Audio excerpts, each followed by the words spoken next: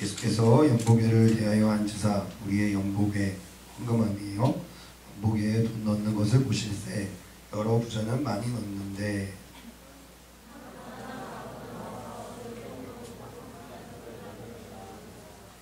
예수께서 제자들을 불러다가 이르시되 내가 진실로 너희에게 이르노니 이 가난한 과부는 연보계에 넣는 모든 사람보다 많이 넣었도다.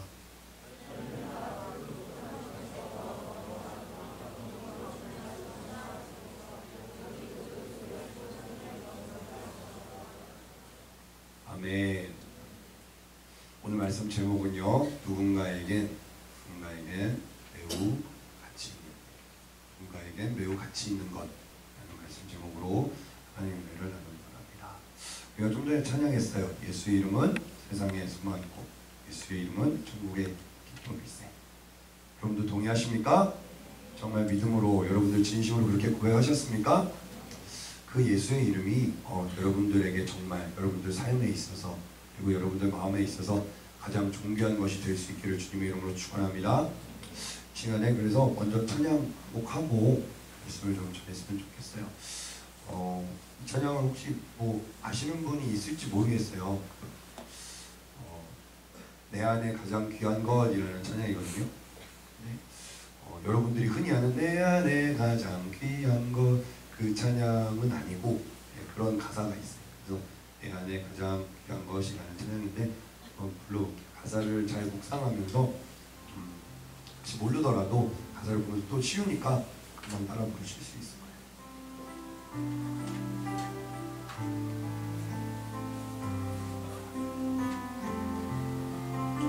그래서 내 손을 얹고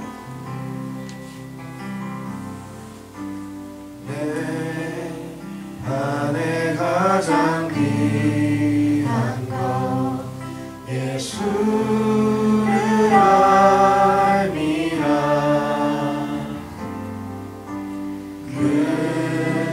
금보다 더 귀한 것 예수를 알미라 세상 지식보다 귀한 것 예수를 알미라 내 안에 가장 귀한 것 예수를 알미라. 처음부터 찬양합시다. 내 안에 가장 귀한 것 예수를 알미라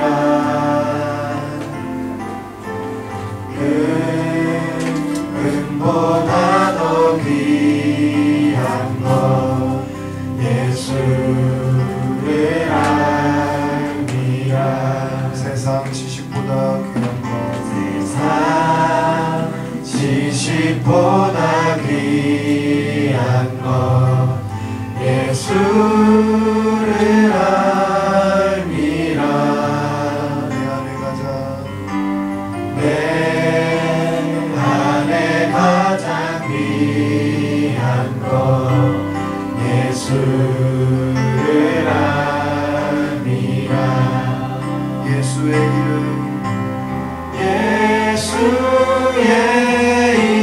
이름 존귀한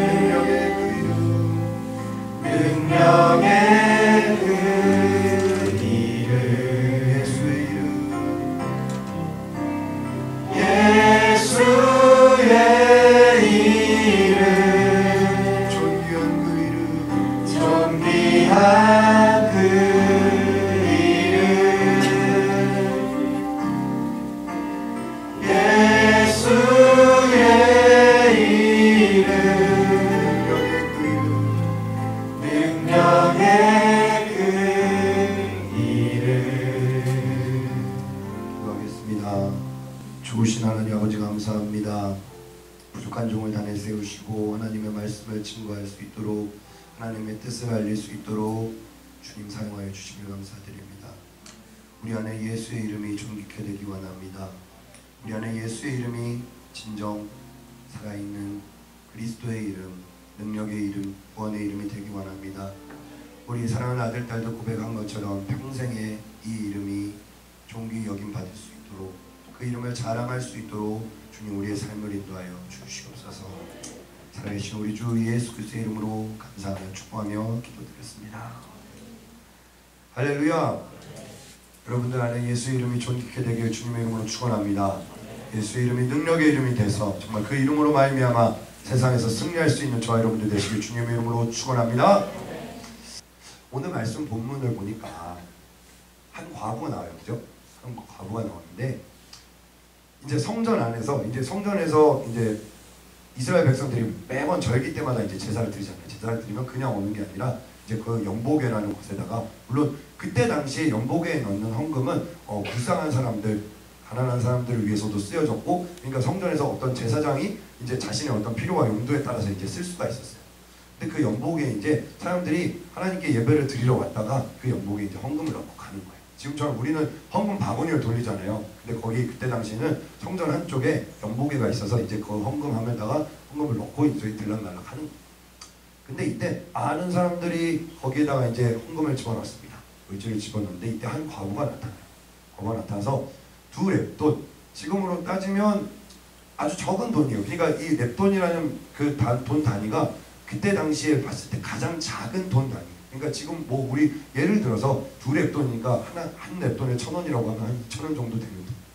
그 두 렙돈을 이렇게 넣는 것을 예수님이 이렇게 앉아서 보시게 됐어요. 왜 예수님이 연복에 헌금 넣는 것을 보시는지에는 성경에서 기록되어 있지 않습니다. 근데 예수님이 그건 아니겠죠. 누가 더 많이 넣었나? 앞으로 내가 이 모든 성전과 모든 교회에서 드려지는 예배의 주인인데 누가 많이 넣었나 해가지고 이렇게 보신 건 아닐 거예요. 뭔가 이유가 있으신 거죠. 예수님의 어떤 그런 말과 행동과 예수님 성경에 이렇게 기록된 말씀에는 다 이유가 있다는 걸 깨닫는 여러분들 되시기 바랍니다. 근데 예수님이 그때 연복에 사람들이 이렇게 헌금을 넣는 것을 보고 계셨는데 과부가 두 렙돈 넣는 것을 보시고 제자들을 부르셨어요. 제자들을 부르셔가지고 뭐라고 말씀하시느냐? 43절에 예수께서 제자들을 불러다가 이르시되 내가 진실로 너희에게 이르노니 이 가난한 과부는 연복에 넣는 모든 사람보다 많이 넣었도다. 아까도 얘기했지만 이 2,000원이라는 돈이, 이 두 렙돈이라는 돈이 어떤 누군가에게는 지극히 적은 돈이에요. 그 당시에 이 과부보다 더 많은 헌금을 낸 사람들이 정말 많았을 겁니다. 이 과부는 가난하니까. 근데 이 과부가 이 두 렙돈이 어떤 돈이냐? 자신이 지금 가지고 있는 전부를 넣은 거예요. 2,000원 정도 되는 그 돈을 넣은 거야. 근데 이 부자들 지금 여태까지 계속 이렇게 연복에다가 헌금을 집어넣었던 그 모든 사람들보다 이 사람이 더 많이 넣었다고 예수님께서 말씀하십니다. 이것이 어떤 절대적인 금액의 어떤 크기일까? 그게 아니라는 거예요. 하나님의 기준이 어디에 있는지를 생각해 볼 필요가 있어요. 자, 보세요. 44절에 저희는 다 그 풍족한 중에 넣었거니와, 그러니까 다들 돈이 어느 정도 있는 거예요. 다들 물질이 풍부한 가운데서 그 중에서 이제 뭐 이 사람이 10렙돈이 됐든 뭐 아니면 한 고드란트가 됐든 더 높은 단위의 돈을 이렇게 넣었을 거란 말이죠. 근데 그들은 자신이 가진 중에 일부를 넣었어요. 일부를 넣었는데 이 과부는 비록 두 렙돈이지만 그 구차한 중에 아주 살림이 몹시 가난하고 찢어지게 가난한 상태를 이제 구차하다고 얘기를 해요. 그 구차한 중에 자기 모든 소유 곧 생활비 전부를 넣었느니라 하시니라. 제가 2,000원으로 비유를 해서 어떻게 2,000원으로 생활해? 단위가 달라요. 다른데 예를 들어서 가장 낮은 단위의 그 돈을 이렇게 두 렙돈을 집어넣은 거예요. 그랬더니 예수님께서 이 과부를 칭찬하시면서 제자들에게 하시는 말씀이 이 모든 사람들보다 이 과부가 더 많이 넣었다. 누군가에게는 두 렙돈이 그냥 말 그대로 그냥 뭐 길거리에서 그냥 군것질거리 할 돈, 누군가에게는 아주 자신이 가진 재산의 극히 일부, 뭐 지갑 우리가 이렇게 지갑이 두 개로 이렇게 나눠져 있으면 주로 뭐 작은 단위로 이렇게 넣고 큰 단위 이렇게 나눠서 넣는 사람도 있고, 때로는 용도별로 이렇게 지폐를 나눠서 넣는 사람도 있고, 여러 가지 부류가 있잖아요. 그러면 여러분들 그 안에 지갑 안에 있는 동전 지갑에 있는 그런 정도의 돈을, 그죠? 근데 이 과부한테는 그 동전 지갑에 있는 그 돈이 이 과부한테는 생활비 전부야. 내가 지금 가지고 있는 전부야. 생활비 전부를 넣었다는 거야. 하나님께 드렸다는 거야. 그랬더니 예수님께서 하시는 말씀이 여기 있는 모든 사람들보다 이 과부가 더 많이 드립니다.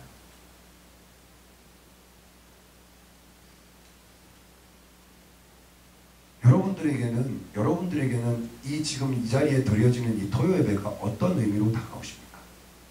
여러분들에게 예수 중심 대학부는 얼마나 가치 있는 공동체입니까? 여러분들에게 예수 중심 교회는 더 나아가서 아주 포괄적으로 이야기해 봅시다. 여러분들에게 예수 그리스도라는 분은 과연 얼마나 가치 있는 존재고 얼마나 귀한 이름입니까? 오늘 성경에 보니까요. 오늘 성경에 보니까 이 과부가 다른 뭐 자신에게 없는 걸 드린 게 아니에요. 어디 딴 데서 돈을 꿔가지고 아니면 뭐 대출을 받아가지고, 이때 당시에도 대출이 있긴 있었나 봐요. 그 세리들이 있으니까 대출을 받아서 없는 돈을 드린 게 아니야. 그냥 자기가 가진 전부를 드렸어. 그랬더니 예수님께서 이 모든 사람들보다 이 과부 하나가 더 많이 드렸더라고 얘기를 하고 있어요. 반면에 오늘 이 말씀을 준비하면서 제가 생각났던 장면이 어떤 장면이냐, 사도행전 5장에 보니까 아나니아와 삽비라라는 부부가 나와요. 부부가 나오는데 저 바나바라는 사람이 자신의 소유를 팔아서 자신의 땅을 팔아가지고 베드로 사도 베드로와 그 12사도들 앞에 딱 이렇게 내어놓는 거예요. 그러니까 하나님 은혜에 너무 감사하고 자신들이 성령 받은 것에 감사하고 이렇게 초대교회가 세워진 것에 감사해서 자신들의 판 소유를 갖다가 이렇게 드린 거예요. 그랬더니 아나니아와 삽비라도 자기들도 좀 이렇게 뭔가 하나님께 드리고 싶었나 봐요. 드리는데 하나님께서 주신 감동이겠죠. 감동인데 하나님이 그것들을 다 팔아서 전부를 드리라는 감동을 주신 것 같아요. 근데 그것을 팔아다가 그 중에 일부를 감추고 드렸어요. 근데 그 일부가 얼마인지를 성경은 기록하고 있지 않아요. 때로는 90%일 수도 있고 80%, 예를 들어서 땅을 자신의 어떤 소유를 다 팔았으니까 한 1억이라고 칩시다. 1억을 딱 이렇게 자신의 재산을 정리해가지고 1억을 드리려고 하는데 이게 아까웠던 건지, 아니면 하나님이 감동은 1억으로 주셨는데 그래도 내가 먹고 살아야 되지 않을까, 그래도 내가 이 정도는 있어야 되지 않을까 라고 생각을 해서 그 중에 일부를, 얼마나고 기록이 안 돼 있어요. 그 일부를 이렇게 감추어다가 이것이 판 것의 전부다 라고 해서 딱 사도 베드로 앞에다 했더니 사도 베드로가, 작년에 크리스마스 성국 보신 분 다들 보셨죠? 그때 뭐 군대에 계셨거나 해외에 체류 중이셨거나 아니면 부득이하게 예배를 드릴 수 없는 환경이었던 분들 외에는 아마 다 들으셨을 텐데, 그때 우리 대학부의 자랑스러운 선배인 흥서병제가 이번에도 출연하거든요. 많은 기대 부탁드립니다. 많은 기대와 기도 부탁드립니다. 이번에도 신스틸러 할 뻔했는데 1차 리허설 때 아마 대본이 좀 수정된 것 같아요. 아무튼 그때도 하면서 되게 어설프게 이렇게 쓰러져서 죽었거든요. 아나니아야 하면서 그때 요셉 형제가 네가 어찌 성령을 속이려 하느냐. 뭐냐면 하나님께서 그들에게 원하셨던 건 전부였던 거예요. 판 것의 전부를 하나님께 바치길 원했는데 그 중에 일부를 감추니까, 하나님께 드리고, 그렇잖아요. 아니 1억이든 9천만 원이든 이게 1,000만 원이든 일단 드렸다는 게 중요한 거 아니야? 우리가 인간적으로 생각할 때 그럴 수 있잖아요. 하나님께 조금이라도 드렸으면 그게 중요한 거 아니냐고. 근데 사도 베드로가 그때 아나니아와 삽비라를 꾸짖으면서 그들에게서 혼이 떠나면서 그들이 목숨이 끊어진 그런 재앙을 받게 돼요. 뭐야? 그럼 하나님께 드리려면 완전 전부를 드려야 돼. 그럼 우리 지금부터 이제 헌금하지 말고 이따 헌금 시간 기대되는데 그게 아니에요. 내가 말하고 싶은 건 그게 아니야. 하나님이 만약에 여러분들에게 주신 감동이 여러분들 지금 가지고 있는 전부라면 전부를 드려야 됩니다. 하나님이 여러분들한테 주신 감동이 여러분들이 가진 것 중에 지극히 일부라면 지극히 일부를 드려야 됩니다. 근데 내가 감동을 내 뜻대로 내 마음대로 해석하는 경우가 있다는 거예요. 이제 연말연시거든요. 연말연시가 되면 저는 이제 그 직분자를 세우고 조직 개편을 해야 되기 때문에 친구들을 이제 또 이렇게 두루두루 만나요. 만나다 보면 이제 그런 친구들이 있어요. 야, 너 이런 직분을 맡을 수 없겠냐? 네가 이런 일 좀 해줄 수 없겠냐? 라고 하면은 기도해보고 감동이 오면 하겠습니다. 근데 되게 그런 사람들 중에 열의 아홉은 자신이 원하는 대로 합니다. 왜냐면 하나님이 주의 종을 통해서 말씀하실 때는 대개는 나도 기도를 했을 거잖아요. 그러면 내가 믿는 하나님과 상대방이 믿는 하나님이 동일한 하나님이라면 동일한 감동을 주실 거거든요. 근데 기도를 했는데 기도해 보고 감동이 오면 하겠습니다. 근데 감동이 안 와서 그냥 본인이 하기 싫은 거예요. 이런 얘기를 하면 또 엄청 막 표정이 뭘 시키시려고 이러시나 어떤 일을 나에게 맡기시려고 그러시나 막 그렇게 생각하실 수 있는데, 근데 연애 아홉은 그런다. 근데 그 중에 하나는 주의 종을 통해서 이렇게 하신 말씀이 하나님의 음성이구나, 하나님의 뜻이구나라고 믿고 순종하는 사람도 있어요. 물론 상황이 안 돼서, 형편이 안 돼서, 환경이 안 돼서 그런 사람들도 있을 수 있습니다. 이 예배 자리에 나오는 것도 마찬가지. 이 예배 자리에 나오는 것도 오늘도 저한테 여러 친구들이 연락이 왔어요. 여러 친구들이 저 직장에 출근합니다. 저 가족 모임이 있습니다. 어쩔 수 없는 사람도 있습니다. 하나님이 그 상황과 환경을 모르시는 분이 아니에요. 근데 어떤 사람은 일부러 가족 모임을 만들어요. 야, 어떻게 하면 토요일을 나갈 수 있어? 야, 어떻게 하면 내가 이 봉사 자리에 빠질 수 있어? 그래서 막 이제 가족 모임을 엄마 우리 주말에 뭐해? 뭐 할거 너 토요일에 가야 되잖아. 아니야. 아니라고. 어떤 사람은 직장에서 하지 않아도 되는 주말 근무를 자원합니다. 제가 하겠습니다. 누군가에게는 이 예배 자리가 하나님을 만나는 자리고 하나님의 음성을 듣는 자리인데, 어떤 누군가에게는 피하고 싶은 자리일 수 있다. 근데요, 성경에는 수많은 사람들이 정말 하나님 앞에 이 과부의 두랩돈 같은, 남들이 보기에는 보잘것없고 별거 아닌 것 같은 것들을 드렸는데, 하나님이 그것을 통해서 당신의 놀라운 역사를, 당신의 발자취를 남겨주신 것들이 사례가 너무나도 많아요. 아브라함이 100세 되어 얻은 이삭이라는 그 아들을 바쳤잖아요. 그 아들은 엄청 귀한 거잖아요. 우리가 보기에도 솔직히 100세가 돼서 아들을 얻었는데 이거 엄청 귀하잖아요. 근데 그런 사례뿐만이 아니라, 제가 지난번에 설교 때 이야기를 했던 옥합을 깨트리는 한 여인처럼, 물론 그 옥합의 가치만큼을 쉽게 버는 도끼 같은 그런 사람들도 그 당시에 있었을 거예요. 근데 이 여인에게는 정말 노동자의 1년치 품삯과도 같은 그 옥합을 깨트리는 한 여인이 있어요. 예수님께서 5,000명 앞에서 설교하실 때 사람들이 막 이제 배가 고프고 줄이니까 어디 먹을 것이 없겠느냐, 너희들이 먹을 것을 갖다 줘라 라고 했더니, 우리에게 먹을 거라고는 이 소년이 가지고 있던 이 도시락밖에 없습니다. 도시락을 딱 까보니까 뭐가 있어요? 보리떡 5개와 물고기 2마리가. 근데 예수님이 그 오병이어를 갖다가 축사하시고 모두에게 나눠주라라고 얘기하니까 모두가 다 먹고 12광주리가 차고 넘치게 나간다. 사르밧 과부가 선지자가 그를 찾아왔을 때 너희가 먹을 것이 없느냐, 나를 좀 대접해라 라고 하니까, 이제 내 아들과 함께 먹고 죽을 이 기름 한 병과 이 곡식가루 이거 한 줌밖에 없습니다. 그렇게 얘기했더니 너희가 가서 그릇들을 빌려와라. 그릇들을 빌려와서 그 기름을 계속 부어와라. 그리고 그 기름이 끊어질 때까지 계속 부어라.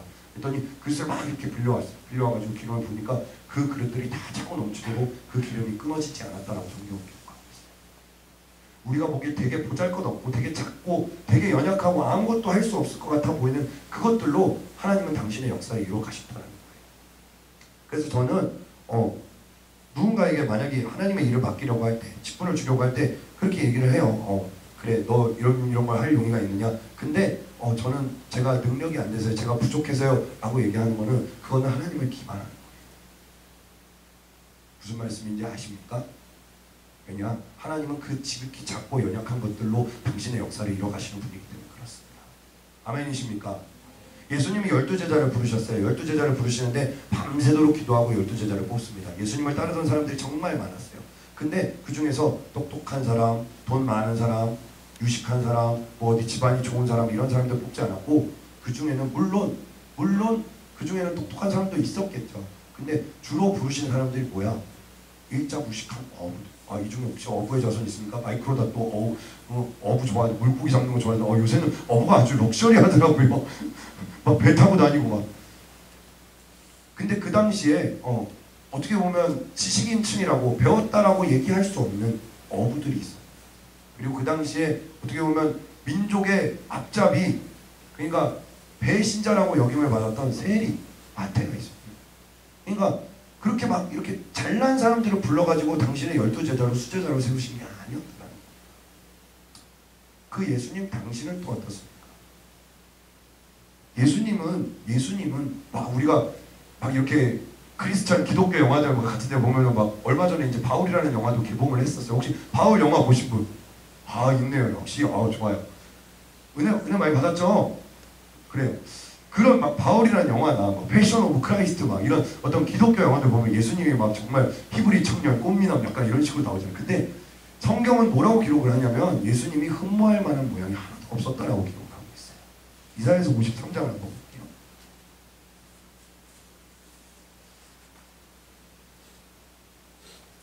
이사야서 53장 1절부터 6절까지예요. 교독할까요? 우리의 전한 것을 누가 믿었느뇨? 여호와의 팔이 네게 나타났느뇨?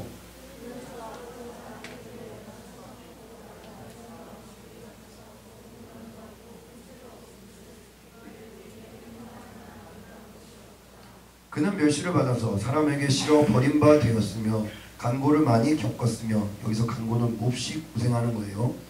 질고를 아는 자라. 질고는 병으로 인해서 고통받는 거. 질고를 아는 자라. 마치 사람들에게 얼굴을 가리우고 보지 않음을 받는 자 같아서 멸시를 당하였고 우리도 그를 귀히 여기지 아니하였도다.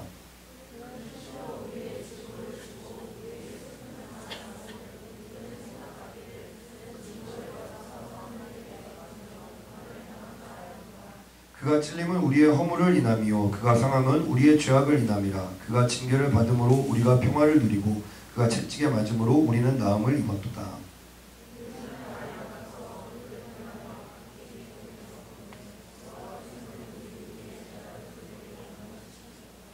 아멘.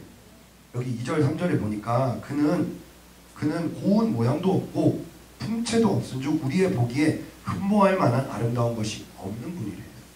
그러니까 아주 그냥 보기에 이 사람이 어떻게 우리의 메시아고 이 사람이 어떻게 우리의 구원자야 하고 생각할 그런 외모를 가지고 계셨던 거예요. 그리고 뭐요? 이 땅에 오셨으면은 귀신을 쫓고 병든 자를 고치고 한 건 좋아. 근데 그러면은 저기 지금 우리를 괴롭히고 있는 로마의 압제를 벗어날 수 있게 뭔가 장군의 기질이라든가 아니면 진짜 막 삼국지에 나오는 뭐 조조 내지는 어떤 공명과학 같은 그런 막 지략을 펼쳐가지고 막 상대방을 곤란에 빠뜨린다거나 그런 모습이 있어야 되잖아요. 근데 그냥 이 동네에서 잡아 죽이려고 하니까 저 동네로 피하시고 저기서도 막 병든 자 고치고 귀신 쫓고 어떤 이런 역사는 일어나는데 그들이 어떤 원한 메시아의 모양이 아닌 거야. 어떤 뭐 용감 불쌍하다거나 나가라 친구해라. 물론 성전을 이렇게 정화하시면서 독사의 자식들아 이러면서 내 집은 만민의 기도하는 집이다 라고 이렇게 의분을 일으키신 적은 있지만 한 번도 그들에게 어떤 정말 이스라엘 백성들이 원했던 어떤 그런 혁명가적인 모습이 보이지는 않았어요. 그러면서 3절에 그는 멸시를 받아서 사람에게 실어 버린 바 되었으며, 사람들이 멸시했어요. 예수님을. 어떻게 이런 사람이 메시아야? 어떻게 이런 사람이 구원자야? 그리고 가난한 사람들, 병든 사람들, 고아들, 과부들, 세리, 창기 이런 사람들과 어울리니까 저 사람은 우리가 상대할 만한 그런 사람이 아니야. 아주 낮고 천한 그런 사람들이요. 근데 그런 사람들과 함께 하셨다는 거지.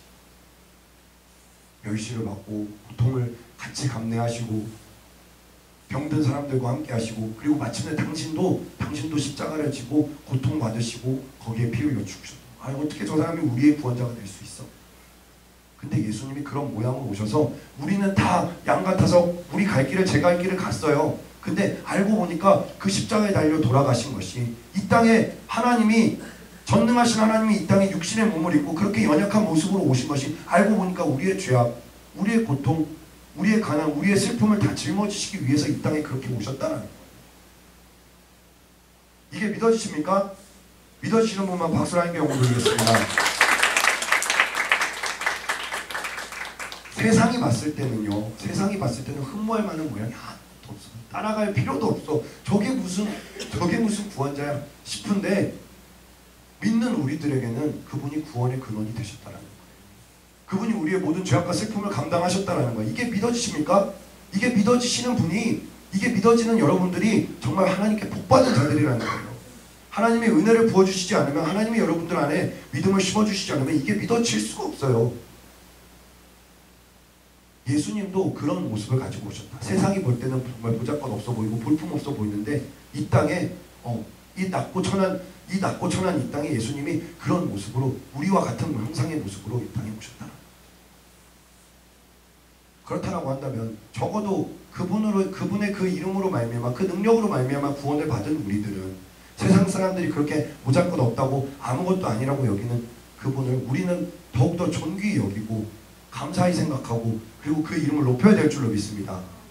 근데 세상이 그렇게 할 때 우리는 침묵하고 있는 거예요. 개독칠 그러면서 예수님의 이름을 욕하고, 여러분들이 섬기는 그 하나님을 욕할 때 여러분들이 침묵하고 가만히 있으면 안 된다. 지난 주일날 제가 뷰티 인사이드 공동체 모임을 따라갔어요. 어떻게 하다 보니까 아까 제가 기도 인도할 때 그런 얘기 했잖아요. 그 박보검 나오는 드라마 우리 엄마가 틀어서 보여달라 그랬다고. 근데 제가 돈 내라고 하니까 엄마가 너는 이 집에서 하는 일도 없이 무료로 기거하면서 아무리 주의 종이라지만 양심 있지 어떻게 그럴 수 있냐 해가지고 제가 그냥 결제해서 이렇게 보셨거든요. 근데 박보검이 이제 다시 드라마에 등장을 하니까 다들 이제 박보검이 그래도 연예계에서 좀 이렇게 좀 이미지를 잘 쌓았나 봐요. 그래가지고 막 이렇게 좋은 댓글들도 많은데 그 중에서 박보검은 사입이잖아요 막 이러면서 이런 댓글들이 있어요. 여전히 역시나 야 이게 사람이 잘 되는 꼴을 못 봐요. 우리나라 사람들은 사촌이 땅을 사촌인가요? 사촌이 땅을 사면 배가 아프다고 잘 되는 꼴을 못 보는 것 같아. 그래서 막 이렇게 막 사입이네 어쩌네 뭐 박보검의 유일한 단점은 종교라느니 뭐 어쩌느니 막 이런 식으로 막 댓글 달려. 그러면서 다시 선글라스 신 목사님 그때 당시 눈 다치셔서 어쩔 수 없이 쓰신 그 사진들 막 이렇게 다시 또 블로그에 막 이렇게 올라오기 시작을 하고. 야 근데요 막 그런 얘기가 또 나왔었어요. 그래가지고 이제 직장에서 아무래도 그런 일을 하다 보면 계속 이제 얼굴 볼 사람들이고, 또 학교에서 또 이렇게 또 같이 수업 듣는 학생들 사이에서도 이제 박보검 팬들이 또 있을 수 있잖아요. 그러면서 또 그런 얘기가 나올 수 있단 말이죠. 그래가지고 그렇게 될 때는 그런 얘기가 나올 때 어떻게 대응해야 될지 모르겠다 막 이런 얘기가 나왔거든요. 근데 저는 다행히도 제가 이제 만나는 사람들은 주로 이제 우리 교회 교인들이고, 또 그렇지 않더라도 뭐 어떻게 뭐 박보검 다니는 교회입니다 이렇게 선전하진 않거든요. 그냥 복음을 전하거나 아니면 말씀에 대해서 얘기를 하거나 그러고 말지. 그런 얘기를 할 기회가 별로 없는데, 만약에 누군가가 그냥 은연중에 뭐 그 드라마 남자친구 얘기가 나오거나 아니면 어쩌다가 우리 교회 얘기가 나왔는데 제가 우리 교회 전도사인 줄 모르고 우리 교회에 대해서 막 험담을 할 수 있잖아요. 뭐 거기 이초석 씨가 뭐 어쩌느니 목사라는 타이틀도 안 쳐요. 우리는 막 총회장 목사님 막 이렇게 하잖아요. 근데 거기는 이초석 씨라고 얘기를 해요. 참. 그러면서 막 그렇게 얘기할 수 있잖아요. 근데 만약에 제가 그 입장이 된다면 저는 어떻게 나왔을까? 나는 어떻게 대응을 해야 될까?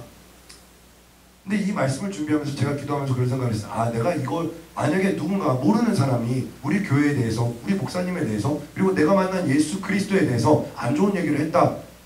예전에는 그냥 그래도 믿음의 덕이 있어야 되고, 그래도 하나님의 사람이 뭐 화평함과 거룩함을 쫓아야 되니까 별 얘기 그냥 침묵이 상책이다 막 이렇게 생각했을 것 같아요. 근데 기도하는데 가만히 있으면 안 되겠더라고요. 그렇다고 막 멱살 잡고 주먹 다짐을 할 수는 없고, 전도사니까 괜히 경찰에 끌려가서 뭐 이음교회 뭐 S 전도사 뭐 사람 폭행하여 뭐 나를 모욕했느니 어쩌느니. 근데 우리가 그럴 필요는 있어요.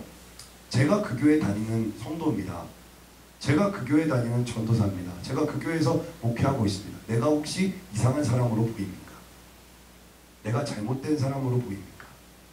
근데 그렇게 하면 상대방이 오히려 민망해서 머리에 숯불을 쌓아놓은 것처럼 이렇게 되나 근데요 생각을 해보세요. 지금 우리 교회 모든 성도들은 다 어쨌건 이초성 목사님이 이렇게 목회를 하시는 이 예수 중심 교회를 통해서 하나님을 만난 사람들이거든요.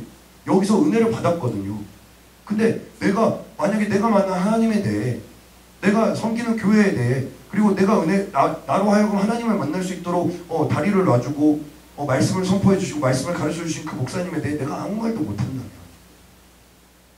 사람들에게는 그냥 어떻게 보면 세상에 많은 이상한 교회 중에 하나일 수 있어요.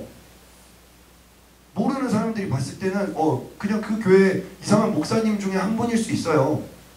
근데 적어도 저와 여러분은 우리 교회에 대해서, 목사님에 대해서, 또 내가 믿는 하나님에 대해서 떳떳하고 당당하게 말할 수 있어야 된다고, 그리고 하나님이 그것을 원하신다고 믿는 사람만 박수 하나님께 영돌리겠습니다. 뭐라고 얘기할까요? 내가 믿는 하나님에 대해서, 내가 믿는 예수 그리스도에 대해서 떳떳하게 당당하게 자랑할 수 없는데 어떻게 내가 전도를 해요? 내가 믿는 하나님에 대한 긍지와 자부심이 없는데 어떻게 내가 천국에 갈 수 있다고 그렇게 확신할 수 있어요? 내가 지금 제대로 된 신앙생활을 하고 있다라고 만약에 확증을 할 수 있다면, 사람들 앞에서 당당하게 우리 교회가 바로 그 교회입니다. 더 처치 바로 그 교회입니다. 박보검이 다니는 바로 그 교회, 선글라스 씨 그 목사님이 목회하시는 교회, 날마다 목사님이 예수 이름으로 장풍 쏘고 귀신 쫓고 병 고치는 바로 그 교회가 바로 내가 다니는 교회입니다. 당신 와보셨습니까? 당신 혹시 설교 말씀을 처음부터 끝까지 한번 들어보셨습니까? 한번 경험해 보셨습니까? 말할 수 있어야 된다. 이제는 말할 수 있어야 된다. 내가 정말 구원받고 하나님의 자녀가 되었다면 예수 그리스도에 대해서, 하나님에 대해서 당당하게 말할 수 있어야 돼요. 제가요 지지난주인가요? 책을 두 개인가를 봤어요. 두 개를 봤는데, 하나는 예수는 누구인가라는 책이에요. 또 하나는 오직 예수라는 책이에요. 둘 다 어떤 책이냐면 왜 우리 예수 그리스도를 믿는 종교가 다 종교와 다른가, 그리고 예수라는 분이 대체 어떤 분이길래 전 세계적으로 이렇게 영향력을 끼치냐. 여러분, 전 세계에 가장 많이 팔리고 가장 많이 읽힌 책이 뭔지 아십니까? 바로 이 성경이에요. 성경, 하나님의 말씀이죠. 이 성경은요, 믿지 않는 사람들도 뭐가 적혀있나 궁금해서 한 번은 봐요. 근데 오히려 믿는 우리가 하나님의 말씀을 멀리해. 성경이 먼지만 쌓여있고 앱을 깔긴 깔았는데 요새 막 스크린 타임 이런 거 하잖아요. 성경이 차지하는 비중이 별로 없어.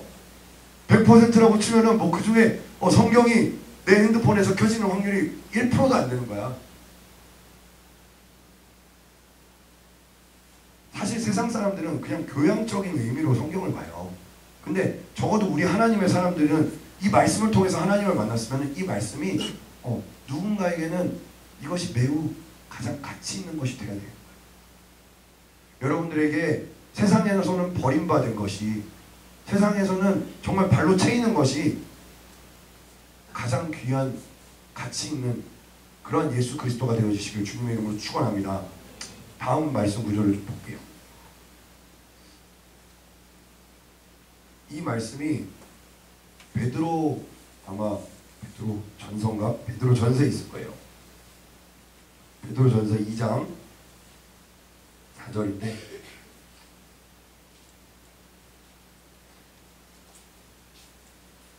제가 읽어드릴게요. 보세요. 화면에 뜨니까. 사람에게는 버림바가 되었으나 하나님께는 택하심을 입은 보배로운 산돌이신 예수에게 나와 너희도 산돌같이 신령한 집으로 세워지고 예수 그리스도로 말미암아 하나님이 기쁘게 받으실 신령한 제사를 드릴 거룩한 제사장이 될지니라. 제사장들한테 하신 말씀이에요. 근데 그러나 여러분들 한 사람 한 사람에게도, 지금 만인 제사장 시대잖아요. 모두가 예수 그리스도의 제자가 되어야 될 줄로 믿습니다. 이제는 제사장만 하나님을 뵐 수 있는 게 아니라 모두가 다 예수님께, 하나님께 다 기도할 수 있고 하나님의 말씀을 직접 들을 수 있고 직구할 수 있는 그런 시대예요. 그러면 만인 제사장 시대면 모두에게 지금 이건 하신 말씀이잖아요. 너희들이 세상 사람에게는 버림받았지만 이제는 우리에게 구원의 근원이 되시고 보배로운 정말 산돌이 되신 그 예수 그리스도께 너희들이 이제는 신실한, 정말 신령한, 그리고 하나님 앞에 겸손한 그런 제사장들이 되라고 지금 사도 베드로가 우리에게 촉구하고 있는 거예요. 계속 볼게요. 경에 기록하였을 때 보라, 내가 택한 보배롭고 요긴한 모퉁이 돌을 시온에 두노니 저를 믿는 자는 부끄러움을 당치 아니하리라 하셨으니, 그러므로 믿는 너희에게는 보배이나 믿지 아니하는 자에게는 건축자들의 버린 그 돌이 모퉁이의 머릿돌이 되고 또한 부딪히는 돌과 거치는 반석이 되었다 하니라. 저희가 말씀을 순종치 아니함으로 넘어지나니 이는 저희를 이렇게 정하신 것이다. 여러분들 주변에 믿지 않는 사람들 분명히 있을 거예요. 이번 전도 집회 때도 믿지 않는 사람들, 여러분들이 전도하느라고 정말 애쓰셨어요. 그죠? 막 밥을 사 먹이고 선물을 하고 막 기프티콘을 보내고 막 밤에 계속 추운데 계속 이제 나가서 막 기다리고 있고, 이 친구도 올 때까지. 근데 오긴 왔는데 말씀을 듣는데 막 이런 막 믿어야겠다 막 이런 어떤 변화되는 모습, 그런 게 안 보이는 거예요. 근데 여러분들 포기하지 마세요. 아직 하나님이 그 사람에게 은혜를 주지 않으신 거야. 그리고 여러분들이 노력을 기울였는데 그 친구가 안 왔어. 내가 전도하려는 사람이 안 왔어. 포기하지 마세요. 하나님이 언제 어떻게 그 아들을 그 딸을 은혜를 주셔서 변화시킬지 모르기 때문에. 근데 여러분은 어떻게 됐냐? 9절 다 같이 합동합니다. 시작.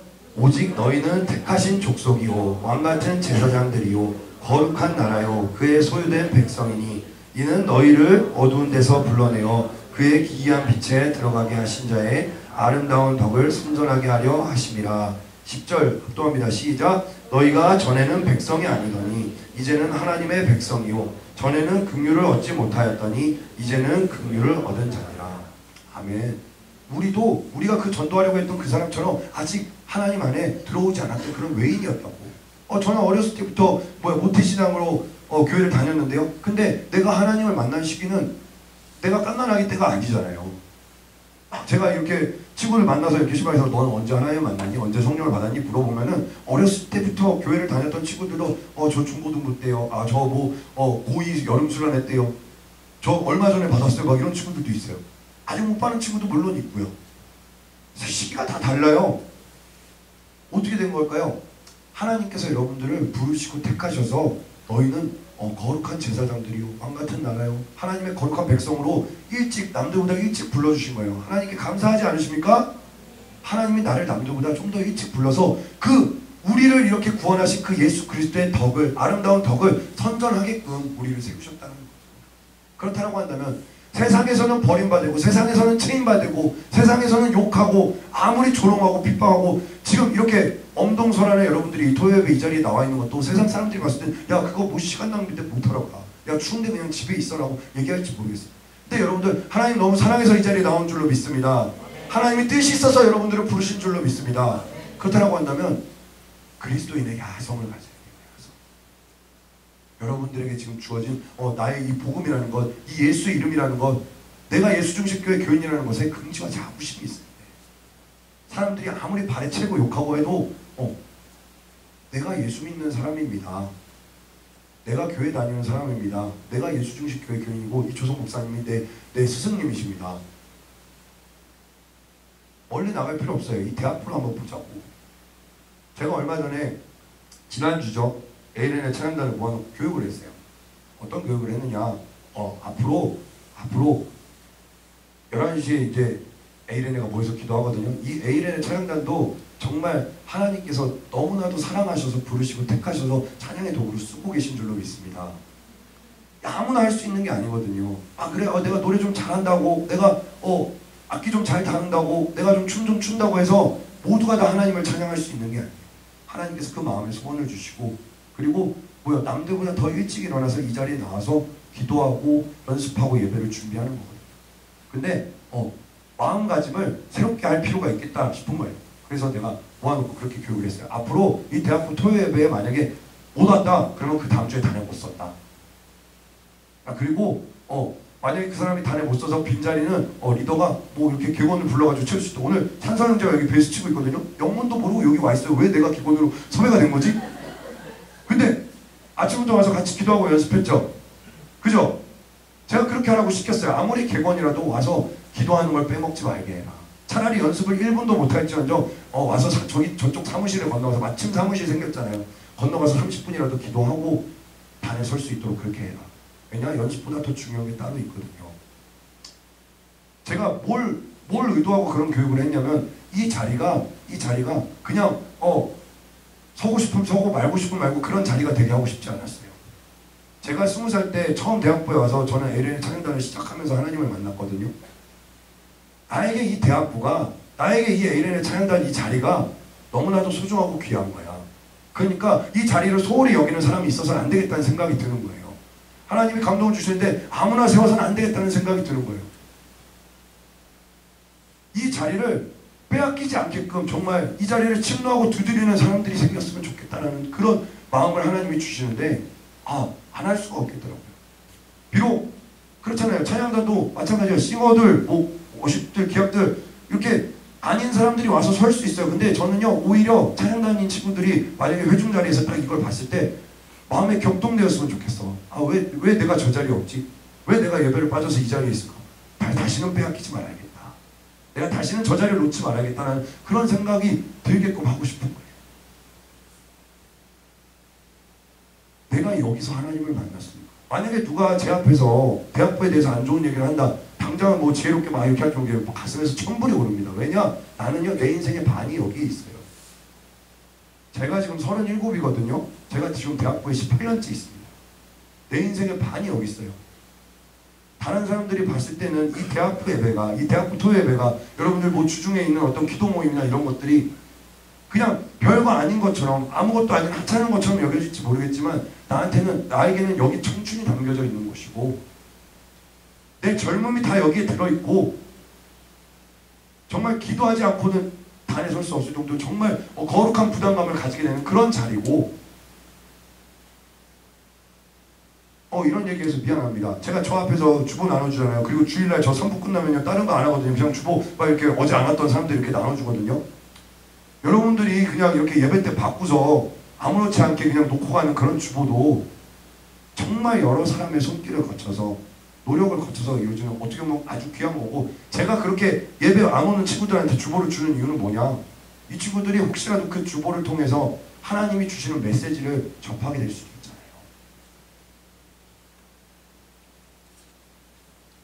그러니까 여러분들한테는 혹시라도 여기 있는 어떤 누군가에게는 그렇게 별로 가치 없는 일처럼 여겨질지 모르지만 어떤 누군가에게는 아침부터 나와서 헌신하고 봉사할 정도로 어떤 누군가에게는 열일 다 제껴놓고 이 자리를 사수해야 될 정도로 귀한 자리라는 거예요. 함부로 생각하지 마세요. 소홀히 여기지 마세요. 여러분들에게 하나님께서 어떤 일을 맡기셨을 때 직분을 주셨을 때 아니면 나에게 어떤 작은 일이라도 그것이 비록 눈에 띄지 않고 남들이 인정해주지 않고 바라봐주지 않는 그런 것이라도 과거에 드렸던 누가 신경이 났습니까? 근데 자신의 어떤 가진 전부를 드리면 그것은 그 사람에게 아주 가장 가치 있는 일이고 하나님도 그런 사람들에게 다른 어떤 누구보다도 네가 많이 먹었다. 네가 나에게 더 많이 했다라고 칭찬하시고 인정해 주신다는 걸 깨닫는 여러분들 되시기 바랍니다. 현수 형제 찬양인도 한 지 2년 됐죠. 2년 가까이 되죠. 토요예배 빠진 적 있나요? 한번 뭐 때문에 그죠? 어쩔 수 없는 일이죠. 근데 그 외에 뭐 이렇게 결혼식 초청 받고 뭐 돌잔치 초청 받고 뭐 아니면 가족 모임 있고 이런 적 있죠. 이렇게 막 이런 적 있는데 빠졌죠. 그런 것들 다 안 갔죠. 다 안 가고 이 자리를 지킨 거죠. 이유가 뭔가요? 그죠? 박수 한번 주세요. 누군가에게는 1년 52주 동안에 뭐 물론 뭐 중간중간에 뭐 행사나 뭐 이런 큰 것들이 있으면 이제 뭐 좀 부족할 수도 있죠. 누군가에게는 그냥 매주마다 드려지는 예배고 남들은 그냥 스킵할 수 있는 찬양 시간이거든요. 근데 그 시간을 준비하기 위해서 이 친구는 세상에서 그렇잖아요. 당연히 오늘도 제가 결혼식 갔다 왔는데 거기 어쨌건 나를 초청을 했는데 막 거기에다가 정말 안 갈 수 없게끔 막 이렇게 한 거예요. 그 신부 측에서. 그래가지고 갔어요. 가서 이제 막 이렇게 기도하고 막 이렇게. 그렇게 결혼식도 있고 장례식도 뭔가 있잖아요. 있으면 가야 할 텐데 사회생활도 해야 되니까 내가 세상에도 한번 거치고 있으니까 가야 될 텐데 세상을 살아가려면 어쨌건 사람들 인맥도 쌓고 막 이래야 가야 되잖아요. 근데 찬양 인도를 맡고 있으니까 물론 다른 사람 시킬 수 있어요. 싱어들 중에 찬양 인도 안 해본 사람 뭐 이렇게 경험 있는 사람들도 있고 뭐 정 안 되면 전도사를 시킬 수도 있고 뭔가 여러 가지 방법이 있을 거 아니에요. 근데 이 자리가 귀한 걸 알고 자신의 어떤 그런 하나님께서 주신 직분이 있으니까 이 자리를 지켜야겠다는 생각이 지금까지 이렇게 오게 하는 거예요. 여러분들이 그냥 생각 없이 스킵할 수도 있는 그 토요예배 찬양 시간을. 그러니까 누군가에게는 별거 아닌 것 같은 그 과거의 두렵움도 하나님이 기쁘게 받으시는데 하물며 여러분들이 가진 정말 아무것도 아닌 것 같지만 여러분들의 시간을 드릴 때, 여러분들의 정성을 드릴 때, 여러분들의 마음을 드릴 때 하나님께서 기뻐하신다는 걸 깨닫는 여러분들 되시기 바랍니다. 하나님이 어떤 절대적으로 큰 액수를 바라시는 게 아니에요. 하나님이 여러분들 막 성공하고 막 어떻게 잘 돼가지고 막 그런 것들을 바라시는 게 아니야. 어떤 친구들은 그런 친구 얘기하는 친구들이 있어요. 막 이렇게 뭔가 주의 일을 이렇게 맡기려고 하면은 아 제가 뭐 나중에 좀 더 성공해서 좀 잘 되면 그때부터 열심히 주의 일을 하겠습니다. 거짓말하지 마세요. 거짓말하지 마. 지금 가진 거 없을 때 아무것도 아닐 때 지금 내가 가진 것이 과거에 드렸던 만큼 적을 때 또 드리지 않는데 많으면 드릴까? 그럼 많은 것 가운데서 과거에 드렸던 만큼 드리면 하나님이 기뻐하실까? 아니다라는 거예요. 우리는 매일매일 한 순간순간을 하나님께 부족하지만 가진 거 없지만 나약하지만 하나님 앞에 우리의 매일을 우리의 삶을 우리의 시간을 올려드려야 될 줄로 믿습니다. 하나님이 요구하시는 게 그게 아니다라는 거예요. 너 잘 돼서 나중에 뭐 큰 액수로 막 11조로 막 1억씩 하고요. 이게 아니다라니까. 지금 당장 내가 버는 돈이 10,000원, 20,000원 이랬는데 거기에서 막 11조, 1,000원, 2,000원 아 주님 내가 이만큼밖에 못 드려요. 괜찮아. 너는 저기 있는 저 모든 사람들보다 더 많이 넣었어. 거창한 걸 하나님이 바라시는 게 아니다라는 거예요. 누군가에게는 되게 보잘것없지만 아무것도 아닌 것 같지만 나의 이 시간을 드립니다. 나의 정성을 드립니다. 나의 노력을 드립니다. 나의 물질을 드립니다. 나의 헌신을 드립니다. 남들이 보기에는 야 시간 낭비야 에너지 낭비야. 안 믿는 사람들 믿음 없는 사람들 부정적인 사람들 눈에 보기엔 그렇죠. 근데 우리는 택하신 족속이고 왕같은 제사장이잖아요. 고린도전서 1장 18절을 한번 볼게요. 다 같이 합동합니다. 시작. 십자가의 도가 멸망하는 자들에게는 미련한 것이요 구원을 얻는 우리에게는 하나님의 능력이라. 아멘. 여러분들 하나님이 핏값 주고 사신 분들입니다. 옆 사람 보세요. 우리 왜 어디 식당 같은 데 보면은 알바생 티셔츠 입고 있는 것 중에 그런 거 있더라고요. 등에 보니까 남의 집 귀한 자식이라고 있더라고요. 옆에 있는 여러분들의 지체들이 여러분들 보기엔 되게 볼품없어 보이고 흠모할 만한 모양도 없어 보이고 그리 잘생긴 것 같지 않아 보이고 그리 안 이쁜 것 같아 보여도 하나님이 핏값 주고 사시는 하나님의 자녀들이고 남의 집 귀한 자식이고 누군가에겐 정말 너무나도 정말 사랑스러운 그런 지체일 수 있다는 거죠. 옆 사람에게 이렇게 인사하세요. 주님의 이름으로 축복합니다. 예수님 닮았어요. 그러니까 옆에 있는 사람도 남들이 볼 때는 막 어떻게 막 이렇게 막 얘가 왜 교회를 다녀 막 이렇게 싶은 막 정말 날탱이 같은 그런 신자들도 있을 수 있어요. 근데 하나님이 다 부르시고 택하셔서 이유가 있어서 이 자리에 온 거예요. 그래서 99마리의 지금 목장 안에 있는 그 양떼보다 예수님께서 잃어버린 한 영혼이 더 귀하다고 말씀하십니다. 돌아온 탕자가 그때 한번 설교 때 제가 얘기했죠. 돌아온 탕자가 뭐 잘한 게 있습니까? 없는데 그냥 온 게 기쁜 거야. 다시 돌아온 게 기쁜 거야. 여러분 우리도 다 한때는 탕자였고 한때는 다 말씀을 실소이다 하던 그런 자녀들이었고 근데 지금 하나님께서 너무나도 사랑하셔서 하나님의 은혜를 부어주셔서 지금 여러분들이 저와 함께 이렇게 예배를 드리고 있는 거예요. 감사하지 않습니까? 예수님이 여러분들에게 요구하신 그 십자가의 길, 십자가의 도는 세상이 봤을 때 미련한 길입니다. 쓸데없는 일일지도 몰라요. 근데 하나님이 여러분들을 보실 때 그 작은 헌신을 그 작은 노력을 그 아무것도 아닌 그 작은 물질을 하나님이 귀하다고 말씀하십니다. 지금 우리 크리스마스 막 이렇게 준비하고 있는 친구들이 있어요. 연기 솔직히 잘한다고 말 못하겠어요.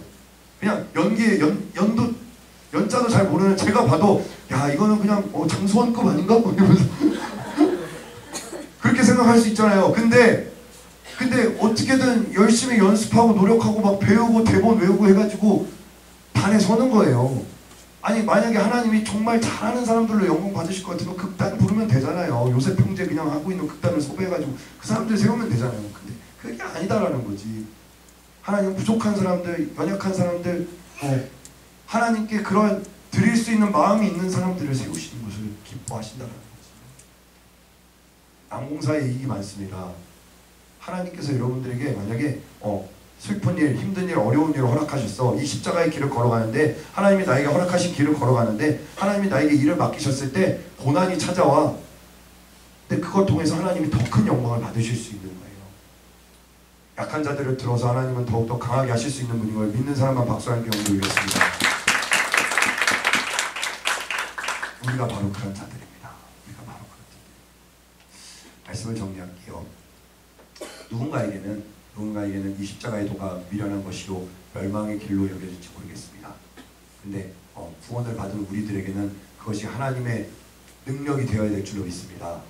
혹시라도 내가 이전까지 그 예수 이름을 사용하지 않았었다면, 그 예수 이름을 자랑하지 않았었다면, 그 예수 이름을 혹시라도 부끄러워하고 있었다면 이제는 긍지와 자부심을 가지고 어디 가서든지 정말 예수 그리스도를 자랑할 수 있는 저와 여러분들 되시길 주님의 이름으로 축원합니다. 제가 대학부 전도사니까 저는 대학부에 대해서 당연히 여러분들과는 좀 다른 마음일 수 있잖아요. 근데 여러분들도 어쨌건 대학부원이잖아요. 대학부원이라고 한다면 이 대학부에서 드려지는 예배와 모임을 소홀히 하는 어리석은 자가 없기를 주님의 이름으로 축원합니다. 하나님이 여기를 여러분들을 부르셨을 때는 여기에서 여러분들이 하나님을 만날 수 있는 그 통로가 되기 때문에 여러분들을 이곳에 부르는 거예요. 아까 기도인도 시간에도 얘기했어요. 이 토요 예배가 분명히 없어질 수도 있었는데 목사님은 아예 없애라고까지 말씀하셨었는데 왜 이게 계속 존재하는 것인가? 이 대학부 예배를 통해 은혜받는 어떤 한 사람이 있습니다. 이 대학부 예배를 통해서 하나님을 만나는 사람이 있어요. 성령을 받는 사람이 있고 깨짐을 경험하는 사람이 있고, 이 대학부 예배를 통해서 누군가가 하나님께로 나와야 되기 때문에 이 대학부 예배는 계속 존재해요. 마찬가지입니다. 하나님이 여러분들에게 어떤 일을 맡기셨어, 하나님이 여러분들을 부르셨어, 택하셨어, 어느 자리에 있게 하셨어, 이유가 없는 게 없어요. 하나님의 일은 우연이 없어요. 다 필연이에요. 그렇다고 한다면 수요 예배 때 총회장 목사님 그런 말씀하셨어요. 우유부단하는 자가 되지 마라. 제가 우유부단 끝판왕이거든요. 근데 결단하고 어쨌건 나는 모든 걸 버리고 이 주의 종교로 왔어요. 그리고 지금 나한테는 이 대학부가 그 어떤 것보다 소중해. 물론 하나님이 다른 데로 옮기시면 이제 거기가 더 제일 소중한 걸 돼야겠죠. 근데 지금 내가 어쨌건 대학부에 있는 이 순간만큼은 누가 대학부 욕하면 가만 안 둬요. 누가 대학부에 대해서 함부로 얘기하면 별거 아닌 것처럼 취급하면 내 아욱하는 속에서 천불이 일어나요. 여러분들도 그렇게 돼야 될 줄로 믿습니다.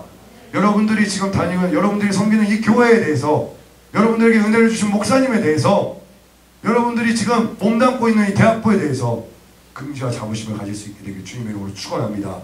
남들이 보기에는 아무것도 아닐지 몰라도 과거의 두렵돈만큼이나 가장 귀한 것이 예수 그리스도가 되어주시길 주님의 이름으로 축원합니다. 시간하게 기도할게요. 찬양을 한곡 부를 건데, 이 찬양 모르는 사람들도 꽤 많을 거예요. 그리고 옛날 찬양이에요. 이러면 안 되는데, 여러분들이 부를 수 있는 찬양을 해야 되는데, 근데 가사를 좀 보면서 같이 묵상하면서 이것이 정말 나의 고백, 주님 당신이 나를 부르신 이 길을 후회하지 않습니다. 주님만이 나의 모든 것 되십니다.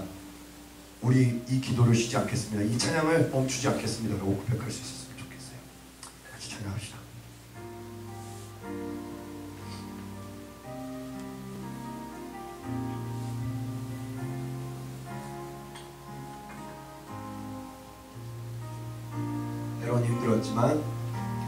때론 힘들었지만 나의 정한 이 길을 후회하지 않아요. 예수의 십자가가 그의 흘린 보혈이 나를 사로잡았죠. 이제껏 살아온 삶 단 한 발자국도 혼자가 아니었죠. 단 1분 1초도 나를 향한 눈동자 쉬지 않으셨죠. 손에 가진 것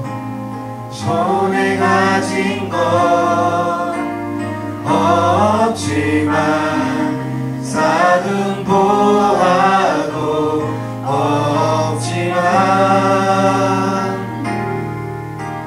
주의 사랑으로 날 채우니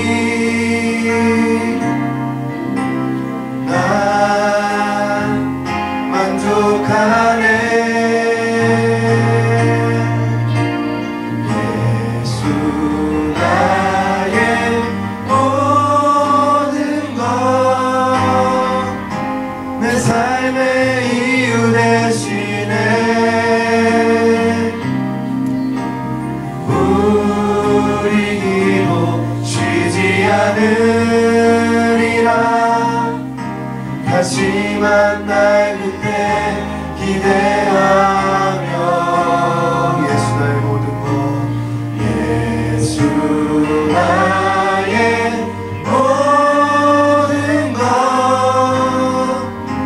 내 삶의 전부가 되네 우리 노래 쉬지 않으리라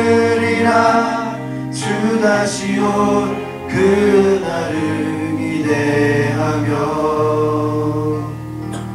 이제껏 살아온 삶 이제껏 살아온 삶 단 한 발자국도 혼자가 아니었죠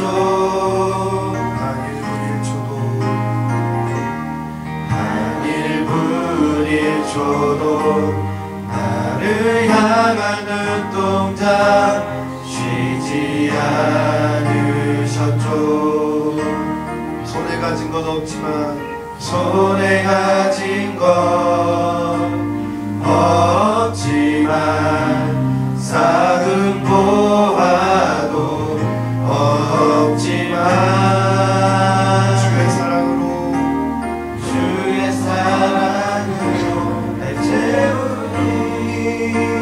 난 만족하네 난 만족하네 예수 나의 모든 것 예수 나의 모든 것 내 삶의 이유 되시네 우리 기도 쉬지 않으리라 다시 만날 그때 기대하며 예수 나의 모든 것 내 삶의 전부가 되네